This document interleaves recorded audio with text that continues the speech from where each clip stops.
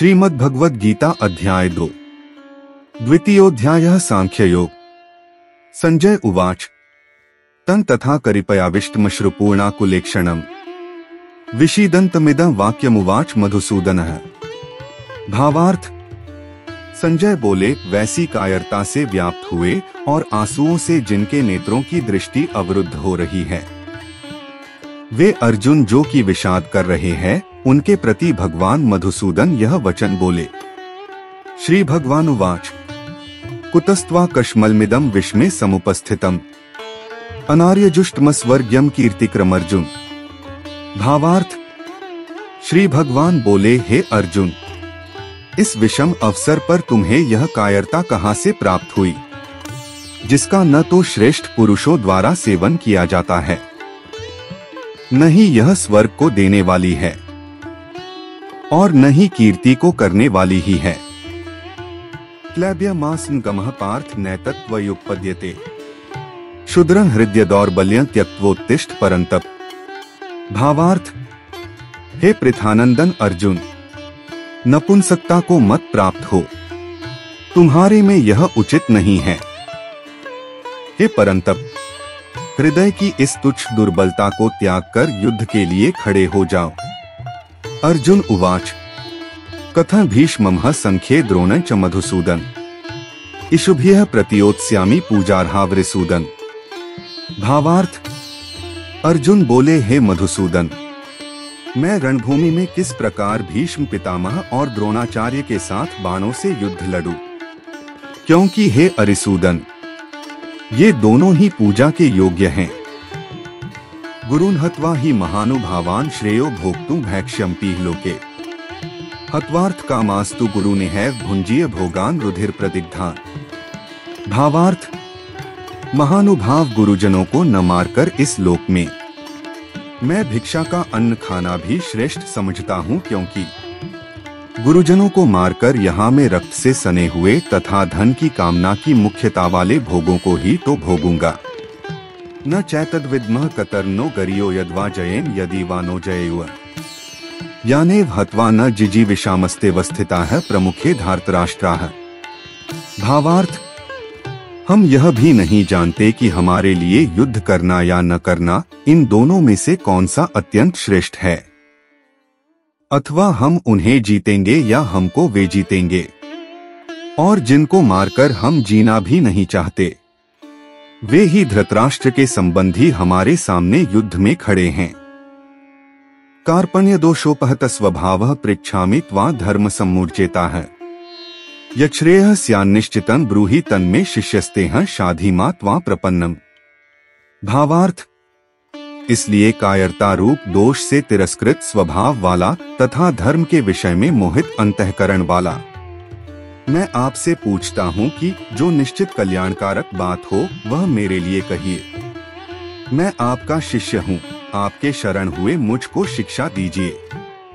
न ही प्रपश्यामि ममाप्नुद्याद्यक्षोक्मुच्छोषणमिन्द्रियाणाम् अवाप्य भूमावस्पत्रमृद्धनराज्य सुराणामपि चाधिपत्यम्। भावार्थ। कारण कि पृथ्वी पर शत्रुरहित धन धान्य संपन्न राज्य को और देवताओं के स्वामीपन को प्राप्त होकर भी मैं उस उपाय को नहीं देखता हूँ जो मेरी इंद्रियों के सुखाने वाले शोक को दूर कर सके। संजय उवाच एवमुक्त्वा हृषिकेशं गुडाकेशः परन्तप न योत्स्य इति गोविंद मुक्त्वा तूष्णी बभूव। भावार्थ। संजय बोले, हे राजन, निद्रा को जीतने वाले अर्जुन अंतर्यामी श्री कृष्ण से युद्ध नहीं करूंगा, इस प्रकार स्पष्ट वचन कहकर चुप हो गए। तमुवाच ऋषिकेशः प्रहसन्निव भारत सेन्योरुभयोर्मध्ये विषीदन्तमिदं वचः। भावार्थ। हे भरतवंशी धृतराष्ट्र, अंतर्यामी श्री कृष्ण महाराज दोनों सेनाओं के मध्य भाग में विषाद करते हुए उस अर्जुन को हंसते हुए से यह वचन बोले। सांख्य योग। श्री भगवान उवाच अशोचानन वशोचस्त्वं प्रज्ञावादाश्च भाष्ये गतासून गतासूश्च नानुशोचन्ति पंडिताः। भावार्थ। श्री भगवान बोले, हे अर्जुन, तूने शोक न करने योग्य का शोक किया है और भाषा से विद्वता की बातें करते हो, परंतु जिनके प्राण चले गए हैं उनके लिए और जिनके प्राण नहीं गए हैं उनके लिए भी पंडित यानी विद्वान शोक नहीं करते। न त्वेवाह जातु नासन न त्व नेमे जनाधिपा है न चैव न भविष्यामः सर्वे वयमतः परम। भावार्थ, न तो ऐसा ही है कि किसी काल तू नहीं था या मैं नहीं था अथवा ये राजा लोग नहीं थे, यह बात भी नहीं है, और इसके बाद भी हम सभी नहीं होंगे ऐसा भी नहीं है। देहिनोस्मिन् यथा देहे कौमारं यौवन जरा तथा देहांतर प्राप्तिर्धीरस्तत्र न मुह्यति। भावार्थ, जैसे देहधारी जीवात्मा की इस देह में बचपन, जवानी और वृद्धावस्था होती है, वैसे ही मृत्यु पश्चात दूसरे शरीर की प्राप्ति होती है। उस विषय में धीर पुरुष मोहित नहीं होते। मात्रा स्पर्शास्तु कौन्तेय शीतोष्ण सुख दुहखदा है आगमापायनो नित्यास्तान स्थितिक्षस्व भारत। भावार्थ, हे कुंती पुत्र, इंद्रियों के विषय तो शीत अनुकूलता तथा उष्ण प्रतिकूलता के द्वारा सुख और दुख देने वाले हैं तथा आने जाने वाले हैं, वह अनित्य है। इसलिए हे भारत, उनको तू सहन कर। यह ही न व्यथ्यन्त्येते पुरुषं पुरुषर्षभ समदुःख सुखं धीरं सोमृतत्वाय कल्पते। भावार्थ, कारण कि हे पुरुष श्रेष्ठ अर्जुन, दुख सुख में सम रहने वाले जिस धीर पुरुष को ये मात्रा स्पर्श पदार्थ व्याकुल नहीं करते, वह अमर होने में समर्थ अर्थात वह अमर हो जाता है। नास्तो विद्यते भावो ना भावो विद्यते सतः उभयोरपि दरिष्टोन्तस्त्वन्योस्तत्वदर्शिभिः। भावार्थ, असत का तो भाव सत्ता विद्यमान नहीं है और सत का अभाव नहीं है। इस प्रकार इन दोनों का ही तत्व तत्वज्ञानी पुरुषों द्वारा देखा एवं अनुभव किया गया है। अविनाशी तो तद्विद्धि येन सर्वमिदं ततम् विनाशं व्ययस्यास्य न कश्चित् कर्तुमर्हति। भावार्थ, अविनाशी तो तू उसको जान जिससे यह संपूर्ण संसार व्याप्त है। इस अविनाशी का विनाश करने में कोई भी समर्थ नहीं है। अंतवंत इमे देहा नित्यस्योक्ता है शरीरिणः अनाशिनो प्रमेयस्य तस्माद्युध्यस्व भारत। भावार्थ, इस अविनाशी अप्रमेय जानने में न आने वाले नित्य रहने वाले शरीरी जीवात्मा के ये सब शरीर अंत वाले कहे गए हैं। इसलिए हे भरतवंशी अर्जुन, तुम युद्ध करो। य एन वेत्ति हंतारं यश्चैन मन्यते हतम् उभौ तो न विजानीतो नाय हंति न हन्यते। भावार्थ, जो इस अविनाशी शरीरी आत्मा को मारने वाला समझता है या जो मनुष्य इसको मरा मानता है, वे दोनों ही इसको नहीं जानते, क्योंकि यह शरीर वास्तव में न तो किसी को मारता है और न ही किसी के द्वारा मारा जाता है। न जायते म्रियते वा कदाचिन्नाय भूत्वा भविता वा न भूयः अजो नित्यः शाश्वतोऽयं पुराणो न हन्यते हन्यमाने शरीरे। भावार्थ, यह शरीरी आत्मा न तो जन्मता है और न कभी मरता ही है तथा यह उत्पन्न होकर फिर होने वाला नहीं है, क्योंकि यह जन्मरहित नित्य रहने वाला शाश्वत और पुरातन है। शरीर के मारे जाने पर भी यह शरीर नहीं मारा जाता।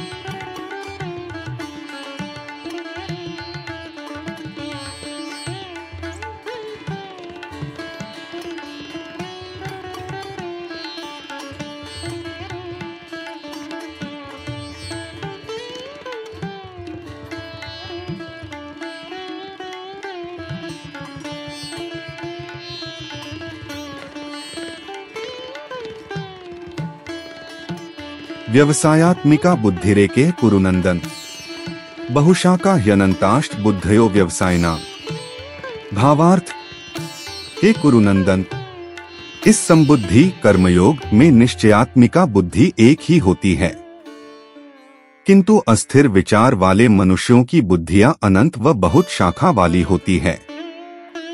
यामिमा पुष्पिता वाचन प्रवदन्त्य विपश्चितः वेदवादर्ताः पार्थ नान्यदस्तीति वादिनः कामात्मानः स्वर्गप्रा जन्म कर्म फलप्रदान क्रियाविश्लेष बहुला भोगैश्वर्यक्ति प्रति। भावार्थ, हे पृथानंदन अर्जुन, जो कामनाओं में तन्मय हो रहे हैं, स्वर्ग को ही सबसे उच्च मानते हैं। वेद के उन भाग जिनमें कर्मकांड का वर्णन है, केवल उनमें ही प्रीति रखते हैं। भोग विलास के अन्यत्र कुछ है ही नहीं, ऐसा कहते हैं। वे अविवेकी लोग इस प्रकार की जिस पुष्पित दिखावटी वाणी को कहा करते हैं, वह वाणी जन्मरूपी कर्मफल को देने वाली एवं भोग और ऐश्वर्य की प्राप्ति के लिए अनेक प्रकार की क्रियाओं का वर्णन करने वाली है। भोगैश्वर्य प्रसक्ताना तयापहृत चेतसा व्यवसायात्मिका बुद्धिः समाधौ न विधीयते। भावार्थ, उस पुष्पित दिखावटी वाणी से जिनका चित्त हर लिया गया है, अर्थात भोग विलास की तरफ खींच लिया गया है, और जो भोग और ऐश्वर्य में अत्यंत आसक्त हैं, उन पुरुषों की परमात्मा में निश्चयात्मिका एक निश्चय वाली बुद्धि नहीं होती है। त्रैगुण्य विषया वेदा निस्त्रैगुण्यो भवार्जुन निर्द्वंद्वो नित्य सत्वस्थो निर्योगक्षेम आत्मवान। भावार्थ, हे अर्जुन, वेद तीन प्रकार के गुणों जैसे सतो रजो तमो गुण के कार्यों का ही वर्णन करने वाले हैं। तू उन तीनों गुणों से रहित हो जा। नित्य वस्तु परमात्मा में स्थित योग अप्राप्त की प्राप्ति का नाम योग है। क्षेम प्राप्त वस्तु की रक्षा का नाम क्षेम है कि चाह न रखकर परमात्म प्रायण हो जा। यावानर्थ उत्पाने सर्वतः संप्लुतोदके तावान सर्वेषु वेदेषु ब्राह्मणस्य विजानतः। भावार्थ, सब तरफ से परिपूर्ण बड़े जलाशय के प्राप्त हो जाने पर छोटे गड्ढों में भरे जल में मनुष्य का जितना प्रयोजन रहता है, अर्थात कोई प्रयोजन नहीं रहता। वेदों और शास्त्रों को तत्व से जानने वाले ब्रह्मज्ञानी का समस्त वेदों में उतना ही प्रयोजन रह जाता है, अर्थात कोई प्रयोजन नहीं रहता। कर्मण्येवाधिकारस्ते मा फलेषु कदाचन मां कर्मफल हेतुर्भुर्मा ते संगोस्त्व कर्मणि। भावार्थ, तेरा कर्तव्य कर्म करने में ही अधिकार है, उनके फलों में कभी नहीं। कर्मफल का हेतु कारण भी मत बन और तेरी अकर्मण्यता कर्म न करना में भी आसक्ति न हो। योगस्थः कुरु कर्माणि संगं त्यक्त्वा धनंजय सिद्धः सिद्धयोः समो भूत्वा समत्व योग उच्यते। भावार्थ, हे धनंजय, तू आसक्ति त्याग कर करके सिद्धि और असिद्धि में सम होकर योग में स्थित हुआ कर्मों को कर, क्योंकि समत्व सुख दुख में समान रहना ही योग कहा जाता है। दूरेण ह्यवरन् कर्म बुद्धि योगात् धनंजय बुद्धो शरण मनविच कृपणाः फलहेतव। भावार्थ, बुद्धियोग समता की अपेक्षा सकाम फल की इच्छा रखकर कर्म करना कर्म दूर से ही निकृष्ट है।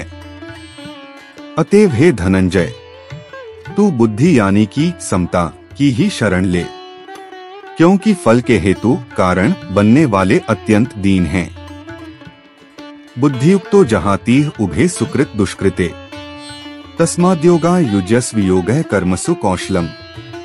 भावार्थ, बुद्धि समता से युक्त पुरुष इसी जन्म में पाप और पुण्य का त्याग कर देता है। इसलिए तू योग समता में लग जा, क्योंकि कर्मों में योग समता ही कुशलता है। कर्मजम बुद्धियुक्ता ही फलं त्यक्त्वा मनीषिणः जन्म बंध विनिर्मुक्ताः पदं गच्छन्ति नामयम्। भावार्थ, कारण की समतायुक्त बुद्धिमान पुरुष कर्मजन्य यानी कर्मों से उत्पन्न होने वाले फल का त्याग कर जन्मरूप बंधन से मुक्त होकर निर्विकार पद को प्राप्त हो जाता है। यदा ते मोहकलिलं बुद्धिर्व्यतितृष्यति तदा गंतासि निर्वेदन श्रोतव्यस्य श्रुतस्य च। भावार्थ, जिस समय में तेरी यह बुद्धि मोहरूपी दलदल को भली भांति पार कर जाएगी, उसी समय तू सुने हुए तथा सुनने में आने वाले सभी भोगों से मुक्त होकर वैराग्य को प्राप्त हो जाएगा। श्रुतिविप्रतिपन्ना ते यदा स्थास्यति निश्चला समाधावचला बुद्धिस्तदा योगम वाप्स्यसि। भावार्थ, जिस कल में शास्त्रीय मतभेदों को सुनने से विचलित हुई तेरी बुद्धि निश्चल हो जाएगी और परमतत्व में स्थित हो जाएगी, उस समय में तू योग को प्राप्त हो जाएगा। ओम श्री कृष्णाय नमः। आगे श्लोक 54 से 72 में स्थितप्रज्ञ मनुष्य के गुणधर्म का वर्णन किया गया है।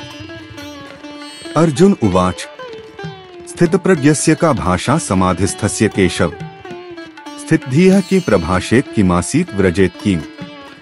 भावार्थ, हे केशव, परमात्मा में स्थित स्थिर बुद्धि वाले मनुष्य के क्या लक्षण होते हैं? वह कैसे बोलता है, कैसे बैठता है, कैसे चलता है, अर्थात कैसे व्यवहार करता है। श्री भगवानुवाच प्रजहाति यदा कामान सर्वान् पार्थ मनोक्तान् आत्मैवात्मना तुष्टः स्थितप्रज्ञस्तदोच्यते। भावार्थ, श्री भगवान बोले, हे पृथा नंदन अर्जुन, जिस समय में साधक मन में आई सभी कामनाओं इच्छाओं का अच्छे से त्याग कर देता है और अपने आप में ही संतुष्ट रहता है, उस समय में वह स्थिर बुद्धि कहा जाता है।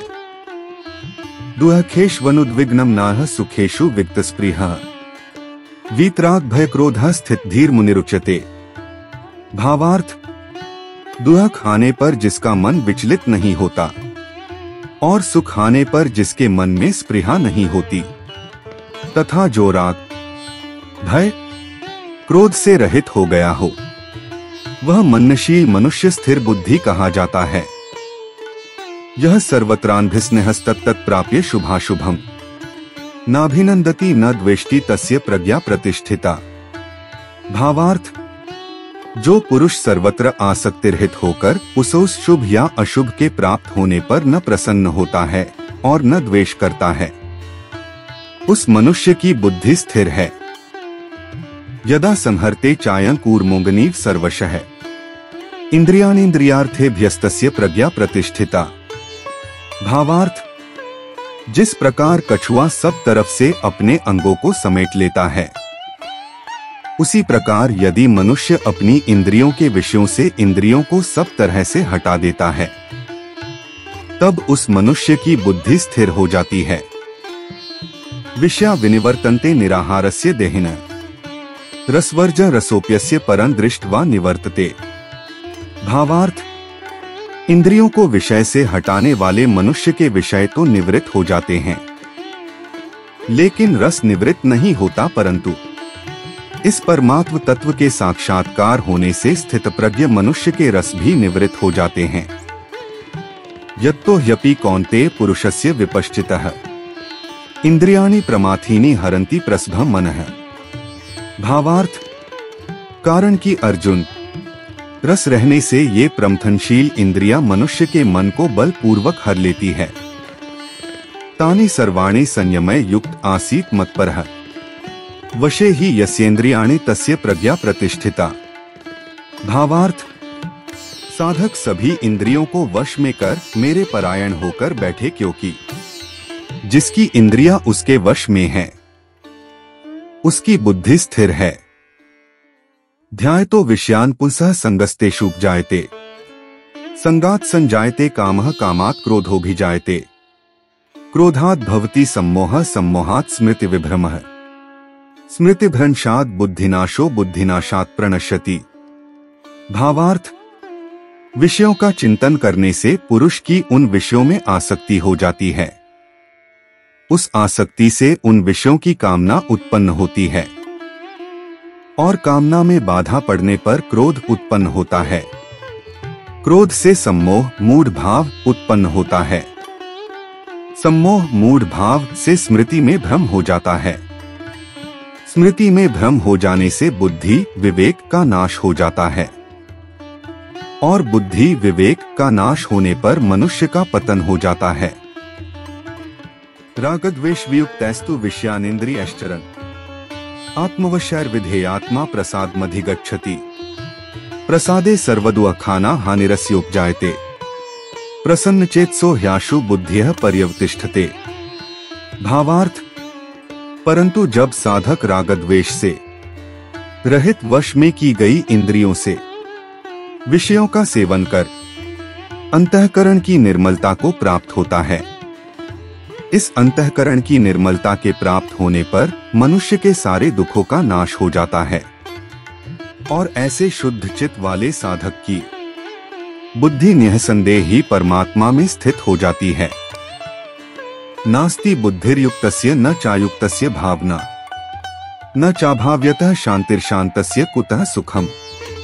भावार्थ, जिस मनुष्य की मन इंद्रिया वश में नहीं है उनकी बुद्धि स्थिर नहीं होती है और बुद्धि के स्थिर न होने से उस मनुष्य में निष्काम कर्म या कर्तव्य परायणता का भाव नहीं होता है और निष्काम कर्म या कर्तव्य परायणता का भाव नहीं होने से मनुष्य को शांति नहीं होती है और शांति न होने पर सुख कहाँ से मिलता है। इंद्रियाणा ही चरता यन्मनोनुविधीयते तदस्य हरति प्रज्ञा वायुर्नावमिवाम्भसि। भावार्थ, क्योंकि जैसे जल में चलने वाली नाव को वायु हर लेती है उसी प्रकार विषयों में विचरती हुई इंद्रियों में से मन जिस भी इंद्रिय के साथ रहता है या अनुसरण करता है वह एक ही इंद्रिय उस अस्थिर बुद्धि वाले की बुद्धि को हर लेती है। तस्माद्यस्य महाबाहो निगृहीतानि सर्वशः इंद्रियाणीन्द्रियार्थेभ्यस्तस्य प्रज्ञा प्रतिष्ठिता। भावार्थ, इसलिए हे महाबाहो, जिस मनुष्य की इंद्रियां इंद्रियों के विषय से सब तरह से वश में की गई है उस मनुष्य की बुद्धि स्थिर है। या निशा सर्वभूताना तस्या जागर्ति संयमी यस्या जागृति भूतानि सा निशा पश्यतो मुनेः। भावार्थ, संपूर्ण प्राणियों के लिए जो रात्रि परमात्मा से विमुखता है उस नित्य ज्ञान स्वरूप परमानंद की प्राप्ति में स्थित प्रज्ञ साधक जागता है और जिसमें सब प्राणी जागते हैं यानी कि भोग और संग्रह में लगे रहते हैं। परमात्मा के तत्व को समझने वाले साधक के लिए वह रात्रि के समान है। आपूर्यमाणं चल प्रतिष्ठन् समुद्रमापः प्रविशन्ति यद्वत् तद्वत् कामा यं प्रविशन्ति सर्वे स शान्तिमाप्नोति न कामकामी। भावार्थ, जिस प्रकार सभी नदियों का जल सभी तरह से भरे हुए समुद्र में आकर मिलता है वह समुद्र अपनी मर्यादा में स्थित रहता है, उसी प्रकार सभी भोग पदार्थ जिस मनुष्य को बिना विकार उत्पन्न किए प्राप्त होते हो वही परम शांति को प्राप्त होता है। भोगों की कामना करने वाला नहीं। विहाय कामान्यः सर्वान् पुमाश्चरति निःस्पृहः निर्ममो निरहंकारः स शान्तिमधिगच्छति। भावार्थ, जो मनुष्य सभी कामनाओं का त्याग कर स्पृहारहित ममतारहित और अहंतारहित होकर आचरण करता है वही परम शांति को प्राप्त होता है। एषा ब्राह्मी स्थितियः पार्थ नैना प्राप्य विमुह्यति स्थित्वास्यामन्त कालेपि ब्रह्म निर्वाण मृच्छति। भावार्थ, हे पृथानंदन, यह ब्राह्मी स्थिति है। इस स्थिति को प्राप्त कर कभी कोई मोहित नहीं होता। यदि यह स्थिति अंतकाल में भी प्राप्त हो जाए तो भी निर्वाण ब्रह्मा की प्राप्ति हो जाती है। ओम तत्सदिति श्रीमद्भगवद्गीतासूपनिषत्सु ब्रह्म विद्यायां योगशास्त्रे श्री कृष्णार्जुन संवादे सांख्य योगो नाम द्वितीयोऽध्यायः। ओम श्री कृष्णाय नमः।